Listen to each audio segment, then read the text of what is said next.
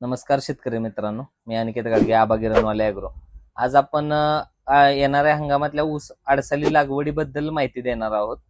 तर सगळ्यात महत्वाचं आहे आता जे 2025-26चा हंगाम आहे, याच्यामध्ये आपण अडसाली लागण जी करत आहे ते जवळपास 15 दिवसावर येऊन हंगाम ठेपलेला आहे. आज 15 मे आहे, राहिले ते 1 जूनला आपण अडसाली लागणीचा हंगाम आपला चालू होतो.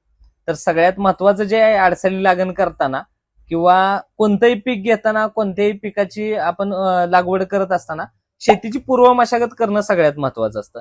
शेतीच्या पूर्व मशागतीमध्ये गोष्टी येतात शेतीची नांगरट, फन्ने, रोटर, त्याच्यानंतर सरी सोडणे, बाकीच्या गोष्टी किंवा आले लागण करत असताना बेड उठवणे, ऊस लागण करत असताना सरी सोडणे या गोष्टी येत असतात. सोयाबीन पीक घेत असताना पेरणी वगैरे या गोष्टी असतात.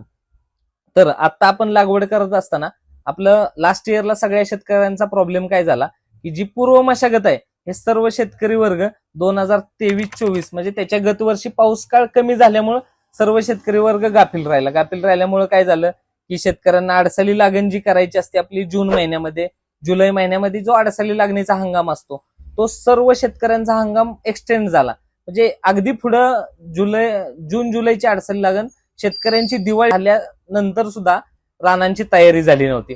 तर आपल्याला सर्व शेतकऱ्यांना यावर्षी ती गोष्ट करायची नाहीये म्हणण्यापेक्षा सर्व शेतकऱ्यांनी जे लागवडीचं नियोजन आहे तर ते आत्तापासून सुरुवात केलं तर आपण ते जे लागवडीचं जे हे असतं आपलं ध्येय असतं की जून जुलैला अडसाली लागण आपल्याला करायची असते तेव्हा आपण ती करू शकतो.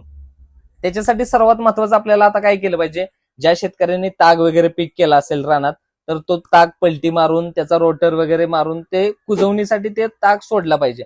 म्हणजे रोटर 2-3 वेळा रोटर मारून सरी सोडून शेतकऱ्यांनी रानं आता तयार करणं गरजेचं आहे. ज्या शेतकऱ्यांचा ताग वगैरे नाही किंवा रानं नांगरून ज्या शेतकऱ्यांनी रानं आहे अशी ठेवलेली आहे त्या शेतकऱ्यांनी आता सरी सोडून रोटर मारून परत जे सरी सोडणं आहे अडसाली लागणीसाठी 4.5-5 फुटी जे शेतकऱ्यांची जशी रानांची प्रतवार आहे त्याच्यानुसार सरी सोडून घेणं आता गरजेचं आहे.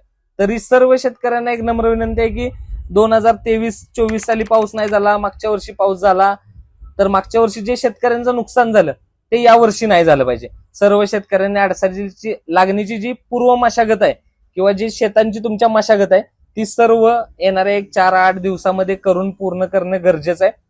जेणेकरून आपल्याला जून जुलैमध्ये जी आपली लागण आहे ती लागण ते ज्या पिरियडमध्ये करायची असते अडसाली लागण जी आहे तो हंगाम कोणत्या शेतकऱ्याचा वाया जाता कामा नये.